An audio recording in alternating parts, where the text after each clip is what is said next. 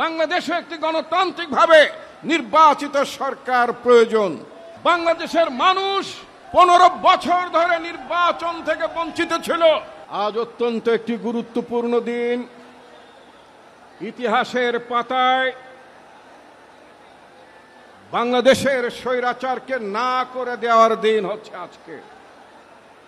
আজকের এই দিনে বাংলাদেশের জনগণ শেখ হাসিনাকে না করে দিয়েছিল।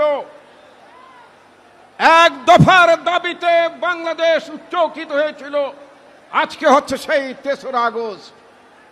এই 3রা আগস্টের মহান নায়ক হচ্ছেন আমাদের পার্টির নেতা, আমাদের পার্টির ভারপ্রাপ্ত চেয়ারম্যান জনাব তারেক রহমান,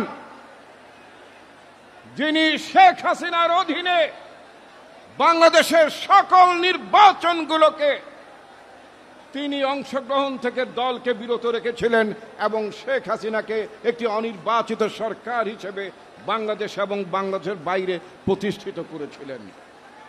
বন্ধুগণ, শেখ হাসিনার পলানোর পরে বাংলাদেশে একটি সম্ভাবনা সৃষ্টি হয়েছে।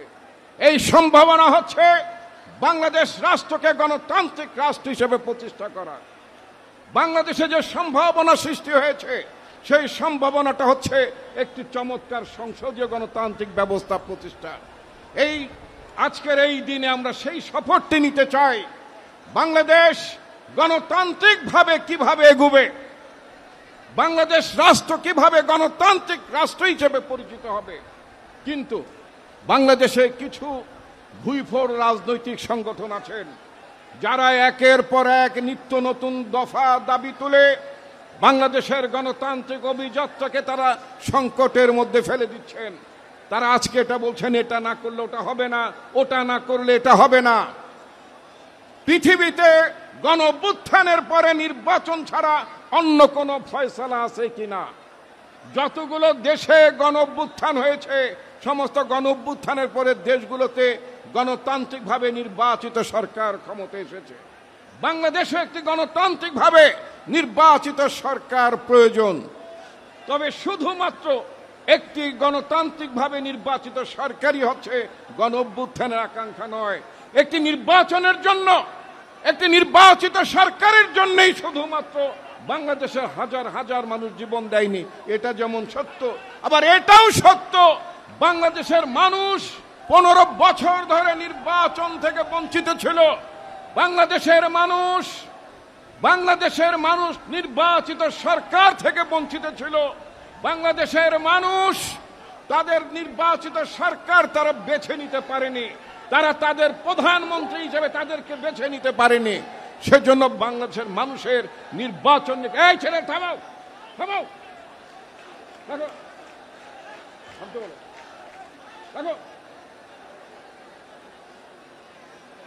বাংলাদেশের মানুষ একটি নির্বাচিত সরকার চায়। বাংলাদেশের মানুষ একটি নির্বাচিত সরকার চায়। কিন্তু নির্বাচনের নামে যে তালবাহানা করা হচ্ছে, বিভিন্ন দফা দাবি তুলে নির্বাচনকে ব্যাহত করার ষড়যন্ত্র করা হচ্ছে। নির্বাচন যদি ব্যাহত হয়ে যায় তাহলে আমরা বর্তমান সরকারকে বলতে চাই, এই ডেমোক্রেটিক ট্রানজিশন গণতন্ত্রের এই যে চলার পথ, এটা যদি কোনোভাবে রুদ্ধ হয়, যে কারণে আমরা রাজপথে ছিলাম, যে কারণে আমরা সংগ্রাম করেছিলাম, প্রয়োজন বোধে শাহবাগ না সারা বাংলাদেশের মানুষ আবার জড়ো হবে, আবার নির্বাচনের জন্য আবার লড়াই করবে এবং বাংলাদেশে একটি নির্বাচিত সরকার প্রতিষ্ঠা করবে। সেই সংগ্রামে নেতৃত্ব দেবেন আমাদের পার্টির নেতা জনাব তারেক রহমান।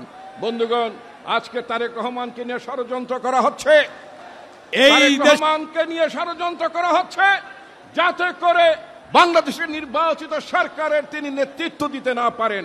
আমরা তাদেরকে হুঁশিয়ার করে দিতে চাই, বাংলাদেশের অবিসংবাদিত জনগণের নেতা হচ্ছেন তারেক রহমান। সুতরাং তাকে নিয়ে, বিএনপিকে নিয়ে, জনগণকে নিয়ে, নির্বাচনকে নিয়ে যদি কোনো ষড়যন্ত্র করা হয়, সেই ষড়যন্ত্র অবশ্যই বাংলাদেশের মানুষ, বাংলাদেশের ছাত্র সমাজ রুখে দেবে। আপনাদেরকে অসংখ্য ধন্যবাদ। আসসালামু আলাইকুম রহমতুল্লাহ।